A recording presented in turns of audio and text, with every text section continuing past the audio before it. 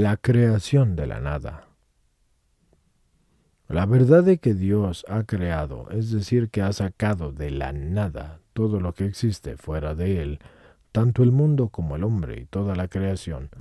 Esto halla su expresión ya en la primera página de la Sagrada Escritura, aun cuando su plena explicación solo se tiene en el sucesivo desarrollo de la revelación.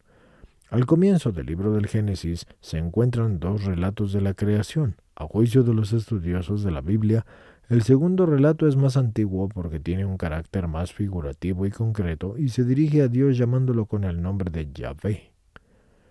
Esto, escrito, sería YHVH, por lo tanto es impronunciable. Las vocales fueron puestas con la finalidad de que se pudiera pronunciar Yahvé. Y por este motivo se señala como la fuente yahvista. El primer relato posterior en cuanto al tiempo de su composición aparece más sistemático y más teológico para designar a Dios y recurre al término Elohim, que es pronunciable como IHM. En la obra de la creación se distribuye a lo largo de una serie de 6 días, puesto que en el séptimo día se presenta como el día en que Dios descansa. Los estudiosos han sacado la conclusión de que este texto tuvo su origen en el ambiente sacerdotal y cultural, proponiendo al hombre trabajador el ejemplo del mismo Dios que es creador y autor. Y esto está en el Génesis 1 y ha querido afirmar de nuevo la enseñanza contenida en el Decálogo, inculcando la obligación de santificar así el séptimo día. El relato de la obra de la creación merece ser leído y meditado frecuentemente en la liturgia y fuera de ella. Por lo que se refiere a cada uno de los días, se confronta entre uno y otro una estrecha continuidad y una clara analogía. El relato comienza con las palabras: al principio creó Dios los cielos y la tierra, es decir, todo el mundo, todo lo que es visible. Pero luego en la descripción de cada uno de los días vuelve siempre a la expresión y dijo Dios, haya, o una expresión análoga, por la fuerza de esta palabra del Creador que significa fiat, es decir, haya o en ti confío. Va surgiendo así gradualmente el mundo visible. La tierra al principio era confusa y era vacía, es decir, era caos. Luego, bajo la acción de la palabra creadora y de la orden de Dios, se hace idónea para la vida y se llena de seres. Seres vivientes como plantas, animales, en medio de los cuales, al final, Dios crea al hombre a su imagen y semejanza. Y esto está en el Génesis 1, versículo 27. Este texto tiene un alcance sobre todo religioso y teológico y no se pueden buscar en él elementos significativos desde el punto de vista de las ciencias naturales. Las investigaciones sobre el origen y el desarrollo de cada una de las especies, es decir, el in natura, no encuentra en esta descripción alguna norma vinculante ni aportaciones positivas de interés sustancial y más aún no contrasta con la verdad acerca de la creación del mundo que es visible, tal como se presenta en el libro del Génesis. En línea de principio, la teoría de la evolución natural, siempre que sea la que entienda de modo que no excluya la causalidad divina, en su conjunto, la imagen del mundo queda delineada bajo la pluma del autor, inspirado con las características de las cosmogonías de su tiempo, en la cual inserta con absoluta originalidad la verdad acerca de la creación de todo por obra del único Dios. Esta es la verdad revelada. Pero el texto bíblico, si por una parte afirma la total dependencia del mundo visible de Dios, que en cuanto a creador tiene pleno poder sobre todas las criaturas, el llamado Dominum Altum, por otra parte pone de relieve el valor de todas las criaturas a los ojos de Dios. Efectivamente, al final de cada día se repite la frase, y vio Dios que lo que había hecho era bueno. Y en el día sexto, después de la creación del hombre, centro del cosmos, leemos, y vio Dios que era muy bueno cuanto había hecho. Génesis 1:31. La descripción bíblica de la creación tiene carácter ontológico, es decir, que habla del ente, y al mismo tiempo axiológico, es decir, que da testimonio del valor. Al crear el mundo como manifestación de su bondad infinita, Dios lo creó todo siendo bueno, y esta es la enseñanza esencial que sacamos de la cosmología bíblica y en particular de la descripción introductoria del libro del Génesis.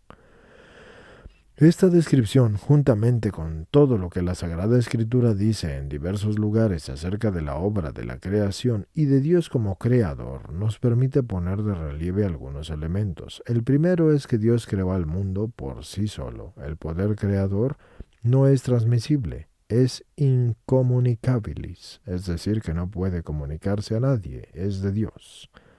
Dios puede extender su poder a quien Él quiera, pero el poder siempre será de Dios.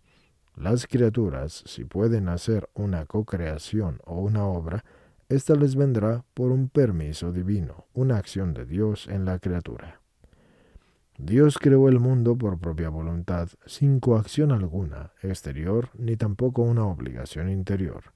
Él podía crear y no crear, y podía crear este mundo o cualquier otro.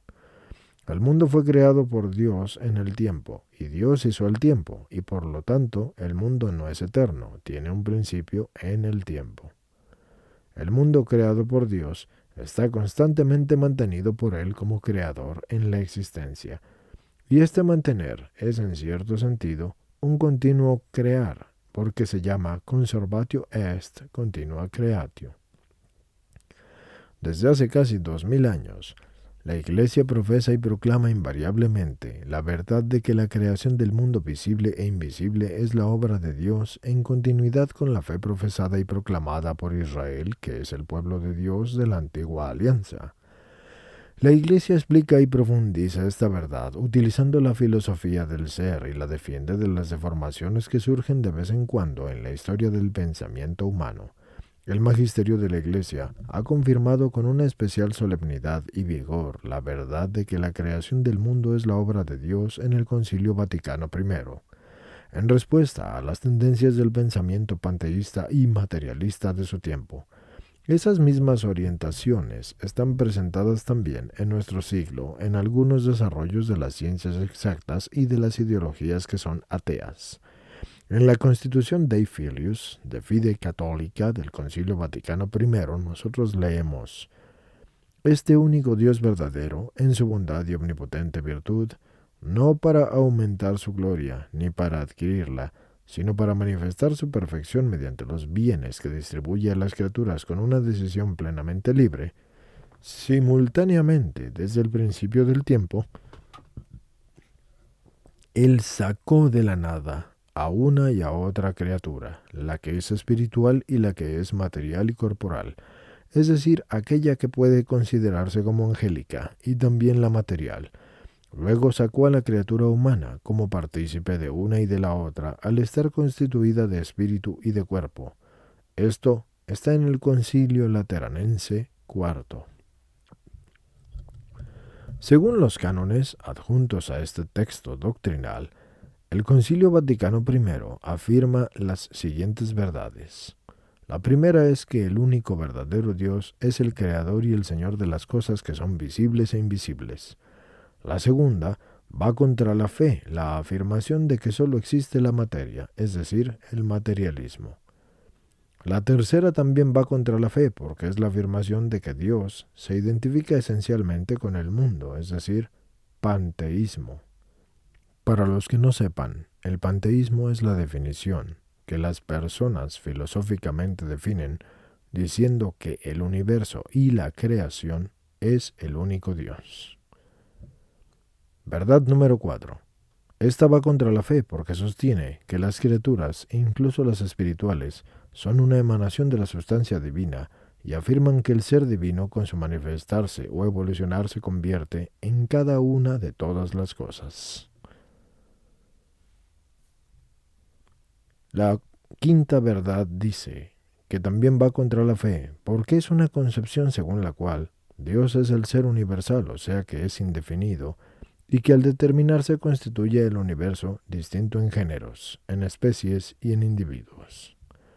La sexta verdad va igualmente contra la fe, porque niega el mundo y las cosas todas contenidas en él, tanto espirituales como materiales, según toda su substancia, y han sido creadas por Dios de la nada.